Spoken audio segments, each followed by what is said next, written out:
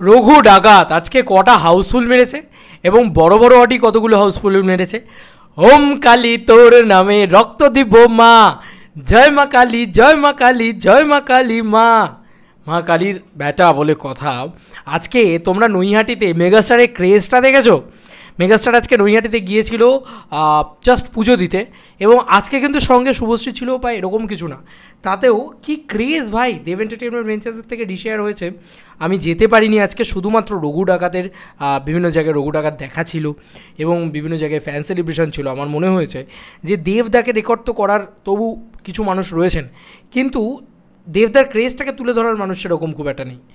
তো এইটা হচ্ছে একটা বড় বড় বিষয়। তো যাই হোক, আমি তোমাদেরকে আরও কিছু জিনিস স্পেশালি মানে এবার সেই জিনিসগুলো নিয়ে কথা বলবো, যে যে জিনিসগুলো মানে অ্যাকচুয়ালি তো দরকার কথা বলা। তার ভিতরে হচ্ছে আমি জানি যে এই ফুটেজটা আমরা পেয়ে যাব, সেই কারণেই আমরা বলছি আর কি। এইটা হচ্ছে সেই ক্রেজটা বন্ধুরা, এখান থেকে আমরা দেখতে পাবো সেই ক্রেজটা।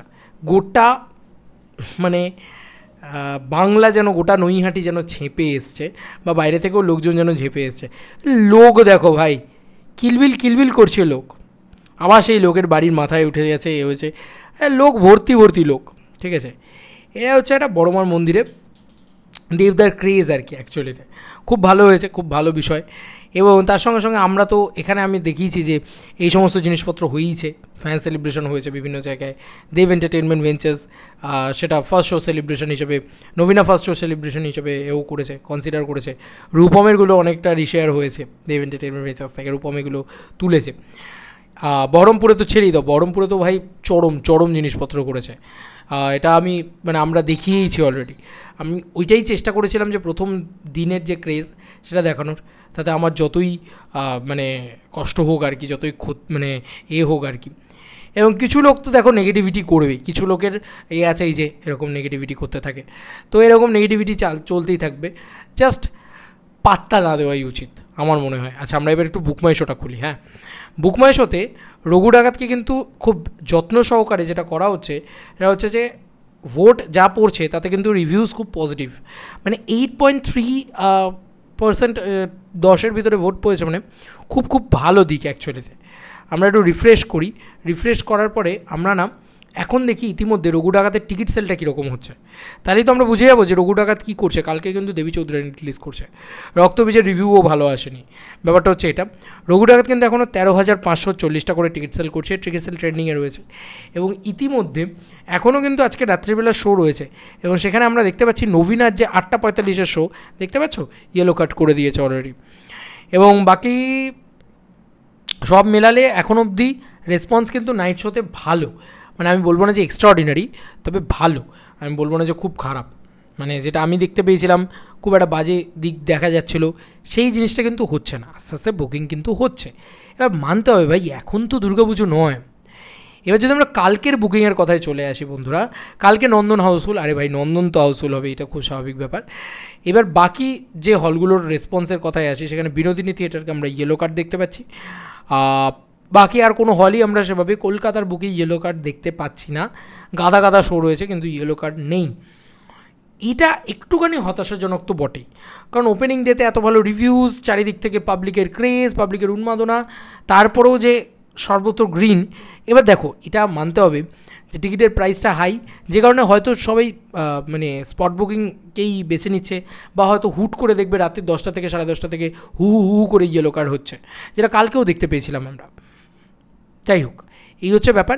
এবং দেখো, কালকে কিন্তু অ্যাকচুয়ালি চতুর্থী, পরশু দিন পঞ্চমী, রবিবার হচ্ছে ষষ্ঠী, ঠিক আছে। তোমরা দেখো নন্দন কিন্তু পরশু দিনও ইয়েলো কার্ড হয়ে রয়েছে। তো এবার ষষ্ঠী থেকে আমরা দেখবো যে এই যে গামা গামা শো নিয়ে বসে আছে ষষ্ঠীতে, এই কী রেসপন্স হয়। ষষ্ঠী থেকে নবমী অবধি, মানে ষষ্ঠী টু নবমী, দশমী অবধি রেসপন্সটা দেখলে বোঝা যাবে যে কী অবস্থায় গিয়ে দাঁড়াচ্ছে রঘু ডাকাত। ইতিমধ্যে বলার জায়গা নেই। দেখো, আমার রঘু ডাকাত চরম লেগেছে, আমার প্রচণ্ড ভালো লেগেছে, আমি আবার দেখতে যাব ভাই। কেন বলছি, কারণ আমি থরলি এনজয়েড। এবং রঘু ডাকাত যারা দেখছে তাদের আমি বলবো যে চরম লাগবে তোমাদের। মানে আমি তো বলবো যারা দেবদাকে সেলিব্রেশন দেখতে চাও, দেবদাকে নিয়ে সেলিব্রেশন দেখতে চাও 20 ইয়ার্স বাই মেগাস্টারের, তো ভাই এই সিনেমাটাকে তো মিস করা যাবে। আর ভিলেন হিউজ স্ট্রং, আমার ভাই অ্যাকশন ভালোই লেগেছে, আর আমার মানে ডায়লগ ভালো লেগেছে, বিজিএম ভালো লেগেছে, আমার ভালোই লেগেছে ছবিটা।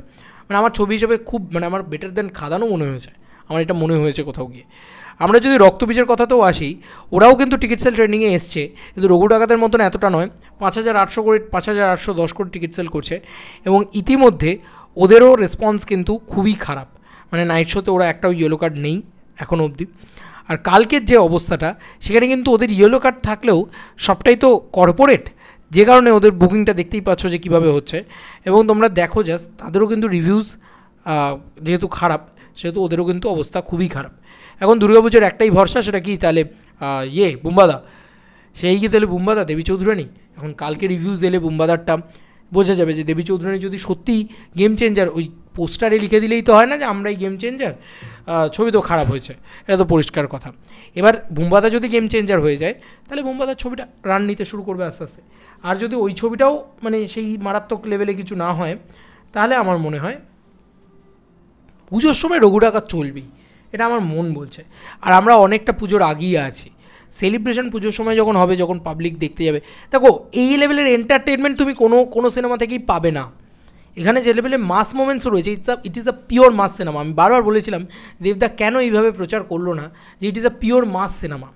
মানে এইটা বারবার সব জায়গায় গিয়ে বলা উচিত ছিল যে আমি খাদানের পরে আবার একটা কমার্শিয়াল ছবি নিয়ে আসছি, বড় মাস সিনেমা নিয়ে আসছি, এটা আমার মনে হয় বলা উচিত ছিল। যাই হোক, তো it is a pure mass cinema, কোনো রঘু ডাকাতের বায়োপিক না, কোনো মানে স্যাড এন্ডিং না, ঠিক আছে, কোনো ওই ব্যাপারগুলোই না, ফুললি দেবদাকে সেলিব্রেট করার মতন একটা সিনেমা। যেরকম আমরা শাহরুখ খানকে সেলিব্রেট করার জন্য জওয়ান দেখতে গেছি, যেরকম আমরা থালাপতি বিজয়ের ছবিগুলো দেখি, ঠিক ওই রকম, বুঝলে তো। তো এই হচ্ছে ব্যাপার, দেখা যাক কী হয়। এখন পরবর্তীকালে বাকি কথা হবে। আর শরীরে এনার্জি নেই ভাই।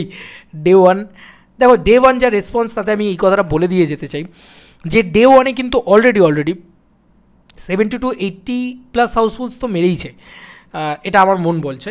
আরও বেশিও হতে পারে, 100+ মারতে পারে। অফিসিয়ালি হাউস থেকে যতক্ষণ না জানাচ্ছে ততক্ষণ আমরা কিন্তু জানতে পারবো না। হাউস থেকে জানালে তবে আমরা জানতে পারবো। হাউস কি জানাচ্ছে সেটাও দেখার বিষয় থাকবে, যে মানে SVF বা দেব এন্টারটেনমেন্ট ভেঞ্চার্স তারা দেখাচ্ছে কি। দেখো ওপেনিং ডেট যে কালেকশন, সেটা একদম চোখ বন্ধ করে বলতে পারি যে ধূমকেতুর কালেকশনকে তো বিট করতে পারেনি, খাদানের কালেকশনকেও বিট করতে পারেনি, অসম্ভব। এটা একদম সত্যি কথা। এটা নিয়ে এত তো করার কিছু নেই। যথেষ্ট ইয়েলো কার্ড দেখেছে, কিন্তু কখনোই ধূমকেতুর কালেকশনকে বা খাদানের সাথে কম্পিট করার মতন জায়গায় প্রথম দিনে অন্তত যায়নি। অথচ আজকে কিন্তু খটখটে রোদ্দুর ছিল, ওয়েদার নিয়ে কোনো কমপ্লেন করার জায়গা নেই। তো এরকম একটা পরিস্থিতিতে দাঁড়িয়ে দ্বিতীয় দিনেরও যা এখনও অবধি till now time advance booking দিচ্ছি, দ্বিতীয় দিনেও কোনোভাবেই ধূমকেতুকে বিট করতে পারবে না, এবং ধূমকেতু ছেড়ে দাও, খাদানকেও বিট করতে পারবে না, এটা পরিষ্কার একদম।